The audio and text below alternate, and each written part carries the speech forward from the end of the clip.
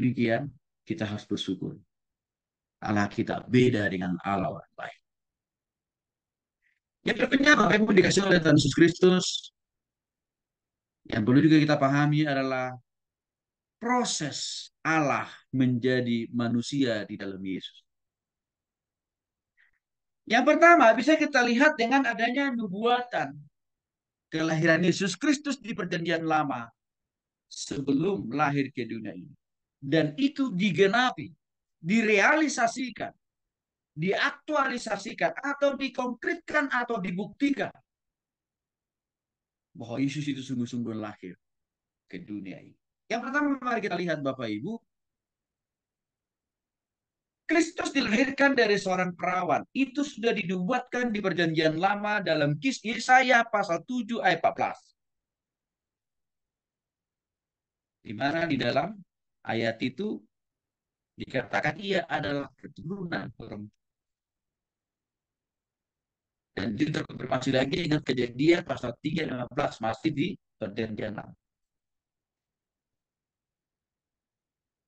Nubuatan tentang kelahiran Yesus itu dari seorang perawan direalisasikan, dibuktikan, dikonkretkan, atau digenapi dalam bahasa kita di Perjanjian Baru. Dan nama perempuan itu adalah Maria, yang akhirnya mengandung dari Roh Kudus dan akhirnya melahirkan Yesus sebagai juru selamat kita.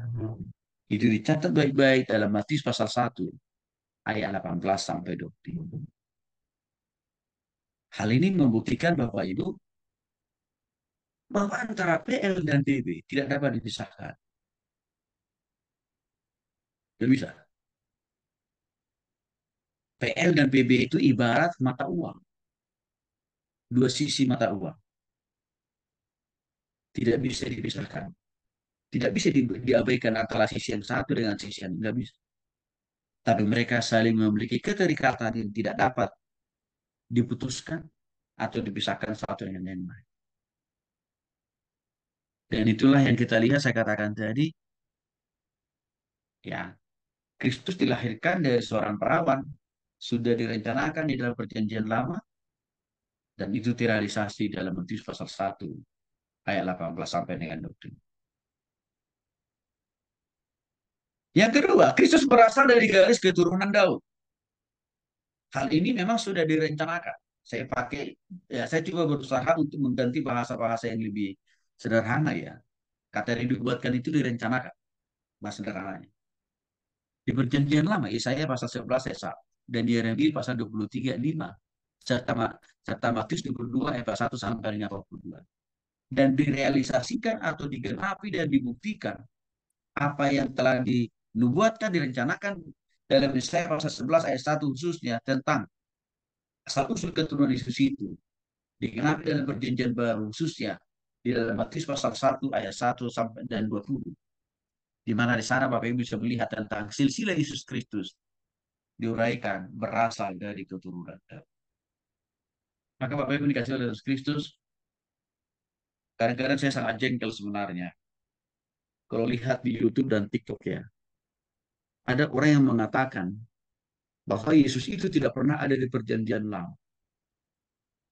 Yesus itu hanya baru ada di Perjanjian Baru. Ya, udah tidak tahu apa-apa, tapi sotoi. Ya, padahal di sini kita lihat Yesus itu sudah jelas-jelas. Ya, rencana kelahirannya saja sudah dikasih tahu kok, sudah dikonfirmasi kok dalam Perjanjian Lama. Dan memang betul terjadi terrealisasi di Perjanjian Baru. Yang ketiga, bisa kita lihat nubuatan kelahiran Yesus di dalam Perjanjian Lama dan direalisasikan dalam Perjanjian Baru sebagai bukti.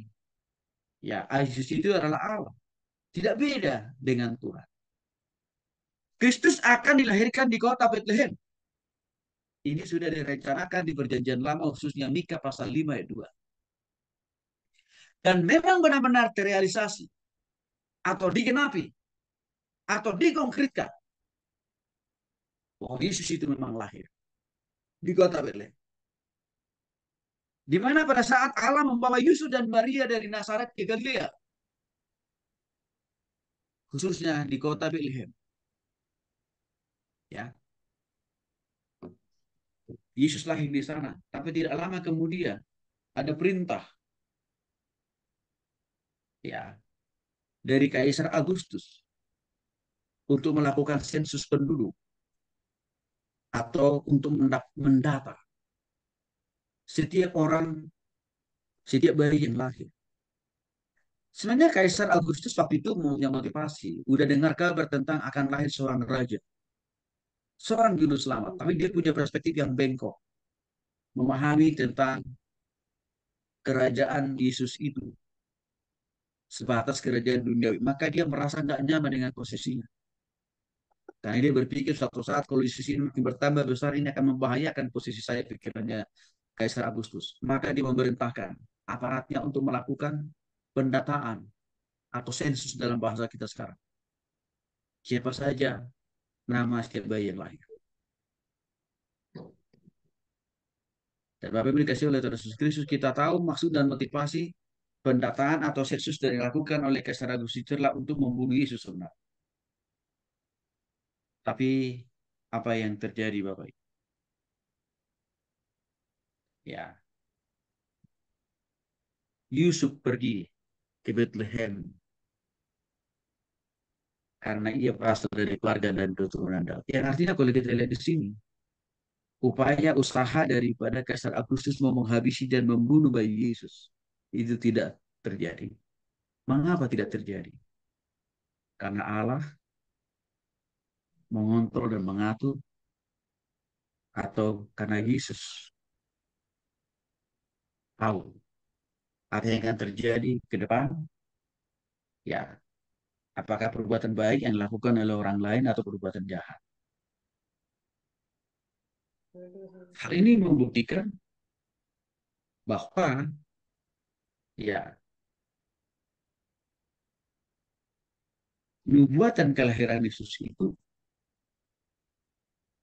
bukan nubuatan palsu. Tapi nubuatan kelahiran Yesus ada di dalam konsep desain master plan-nya Tuhan itu sendiri.